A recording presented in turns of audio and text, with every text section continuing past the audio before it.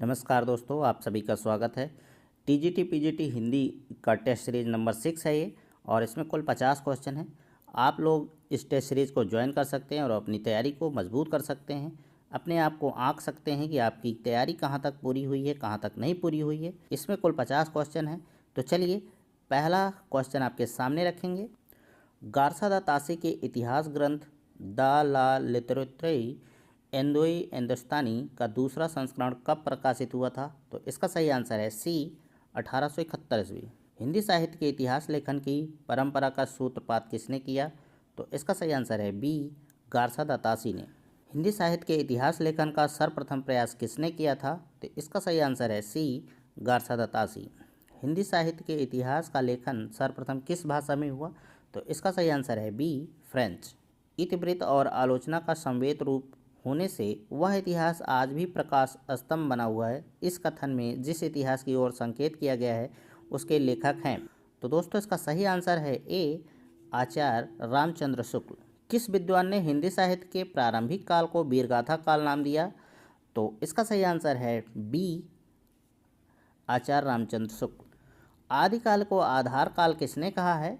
तो इसका सही ऑप्शन है सी, डॉक्टर मोहन अवस्थी। आदिकाल को चारण काल इनमें से किस साहित्य इतिहास के लेखक ने कहा है? तो इसका सही आंसर है सी, रामकुमार वर्मा। समग्र भक्तकालीन काव्य पर कौन सी विशेषता लागू होती है? तो इसका सही आंसर है सी, अहंकार का त्याग। ब्रह्म संप्रदाय के संस्थापक कौन हैं?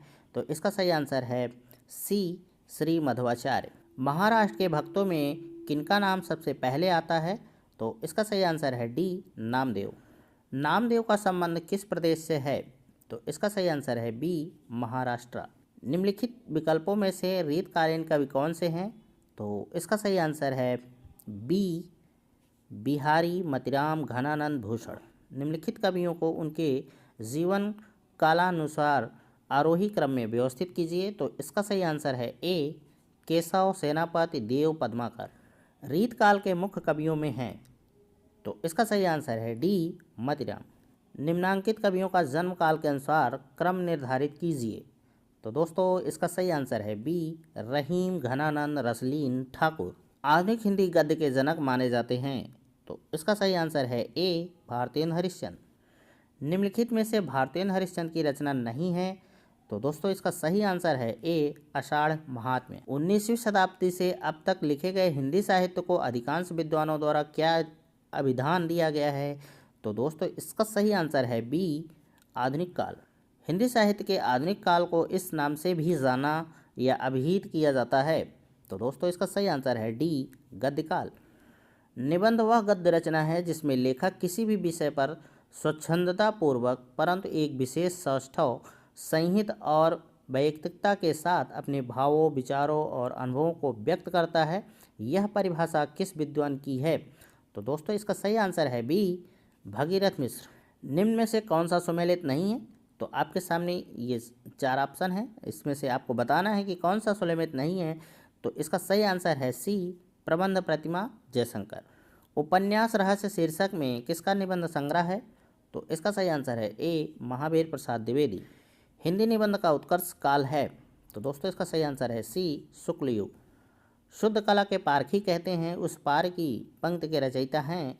तो दोस्तों, इसका सही आंसर है सी, रामविलास शर्मा। शुद्ध कविता की खोज के रचनाकार कौन है? तो इसका सही आंसर है ए, दिनकर। निम्न में से कौन सा सुमेलित नहीं है? तो इसका सही आंसर है बी, श्रृंखला की कड़ियाँ अज्ञे। निम्न में से कौन सा सुमेलित नहीं है? तो इसका सही आंसर है सी, प्रेम प्रतीक श्रीधर पाठक। रस सिद्धांत के प्रवर्तक आचार्य कौन है? तो दोस्तों, इसका सही आंसर है डी, आचार्य भरत मुनि। रीत संप्रदाय के प्रवर्तक आचार्य कौन हैं? तो इसका सही आंसर है ए, वामन। दोस्तों, अगर आपको टेस्ट सीरीज सॉल्व कराने का तरीका पसंद आ रहा है और क्वेश्चन के स्तर आपको अच्छे लग रहे हैं तो आप चैनल को ज़रूर सब्सक्राइब कर लीजिए और लाइक भी कर दीजिएगा। अगर हो सके तो कमेंट भी करिए। अगर किसी प्रकार की कमी आपको महसूस होती है इस टेस्ट सीरीज में तो उस बात को आप मेरे सामने रख सकते हैं कमेंट के माध्यम से। अगर किसी प्रकार का सुझाव है तो वो भी दे सकते हैं। तो चलिए, अगला क्वेश्चन। रीत के आधारभूत तत्व के रूप में वामन का कैसा दृष्टिकोण है? तो इसका सही आंसर है ए विशुद्ध सौंदर्यवादी। अधोलिखित आचार्य का उनके काल क्रमानुसार आरोही क्रम है। तो दोस्तों इसका सही आंसर है ए दंडी, वामन, मम्मट, विश्वनाथ, जगन्नाथ। हिंदी के किस आचार्य ने छल नामक संचारी भाव को प्रचारित किया? तो इसका सही आंसर है सी। दोस्तों इसका क्रम गड़बड़ हो गया है, सी लास्ट में हो गया, तो ये है देव। रस सामग्री किस विकल्प में दी गई है? तो इसका सही आंसर है बी विभाव, अनुभाव, संचारी और अस्थाई भाव। रति, हास, शोक, क्रोध तथा भय क्रमशः श्रृंगार, हास्य, करुण, रौद्र तथा भयानक रस के हैं। तो दोस्तों इसका सही आंसर है सी अस्थाई भाव। शब्दार्थों ते शरीरम रस आत्मा, यह कथन इनमें से किसका है? तो इसका सही आंसर है बी राजशेखर। छंद शास्त्र के प्रणेता आचार्य माने जाते हैं। तो इसका सही आंसर है बी पिंगल। अपभ्रंश काव्य का सुप्रसिद्ध छंद कौन सा है? तो दोस्तों इसका सही आंसर है ए कड़वक। निम्नलिखित में से कौन सा वर्णिक छंद नहीं है? तो दोस्तों इसका सही आंसर है ए अरिल। अलंकारों की महत्ता के संबंध में इनमें से कौन सा कथन सही नहीं है? तो दोस्तों इसका सही आंसर है सी अलंकार काव्य सौंदर्य उत्पन्न करते हैं। तो दोस्तों धीरे धीरे हम लोग टेस्ट सीरीज के अंतिम पड़ाव पर पहुंच गए हैं। अब तक 41 क्वेश्चन बहुत ही कम समय में हो गया है और मेरा उद्देश्य भी है कि आप लोग कम से कम समय में ज़्यादा से ज़्यादा क्वेश्चन करें। ये नहीं कि 30-40 क्वेश्चन को 1 घंटे 1.5 घंटे में फालतू बातें करके बढ़ा दिया जाए। तो मेरा उद्देश्य ऐसा बिल्कुल भी नहीं है। मैं आपको एक ऐसा माहौल देना चाहता हूँ कि आपको सच में लगेगा हाँ आप टेस्ट सीरीज ज्वाइन किए हैं और आप टेस्ट दे रहे हैं। तो ऐसा ना लगे कि आप पढ़ रहे हैं, बल्कि आपको ऐसा लगे कि आप टेस्ट दे रहे हैं। और हाँ दोस्तों, अगर अभी भी आपने चैनल को सब्सक्राइब नहीं किया है तो ज़रूर कर लीजिए। आपके काम का चैनल है। अगर आप सच में सीरियसली तैयारी कर रहे हैं तो आपके लिए ये चैनल बिल्कुल अच्छा है, क्योंकि आपको इस चैनल पर बहुत सारे टेस्ट सीरीज मिलेंगे। आप किसी भी परीक्षा की तैयारी कर रहे हो, आप कमेंट करिए, आपको टेस्ट सीरीज प्रोवाइड करा दिया जाएगा। तो चलिए अगला क्वेश्चन देखते हैं।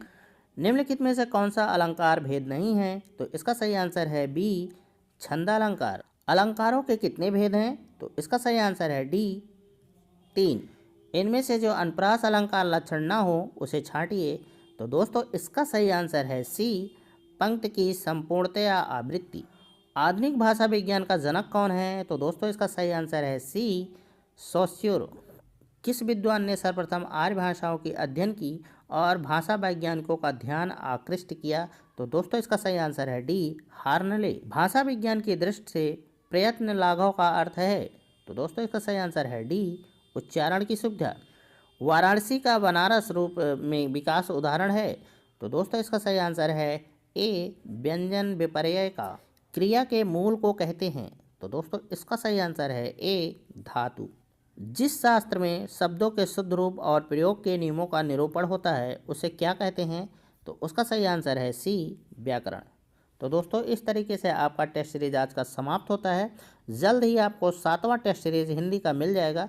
तो तब तक के लिए नमस्कार।